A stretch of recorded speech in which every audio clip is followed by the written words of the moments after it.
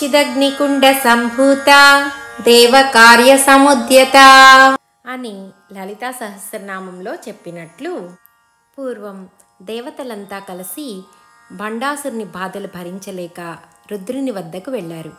వెళ్ళి తమ బాధలను విన్నవించుకున్నారు. ఆ శ్రీమత్ త్రిపుర సుందరి అయిన ఆ లలితా పరాభట్టారిక ఆవిర్భావం జరిగితే కానీ ఈ భండాసుర సంహారం జరగదు నాయన అని రుద్రుడు తెలియజేశాడు. దేవతలంతా ఏ విధంగా ఆ మహాత్రిపుర సుందరి లలితా పరాభట్టారికాదేవి ఆవిర్భవిస్తుందో తెలియజేయమని రుద్రుని వేడుకొన్నారు. అప్పుడు రుద్రుడు పార్వతీదేవి జపం చేస్తున్న మాలల నుండి కొన్ని మాలలను తీసి వారికి ఇచ్చి, మీరు భూలోకానికి వెళ్ళి కొంత సంఖ్య చెప్పి ఈ సంఖ్య వరకు జపం చేయండి, అందులో కొంత హోమం చేయండి అని చెప్పాడు.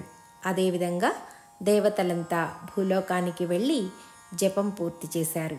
తర్వాత హోమానికి సంసిద్ధులవుతూ ఉండగా రుద్రుడు అక్కడికి వచ్చాడు. వచ్చి, నాయన, మీరు ఆహుతులుగా మీ దేహ భాగాలను సమర్పించాల్సి ఉంటుంది అని చెప్పాడు.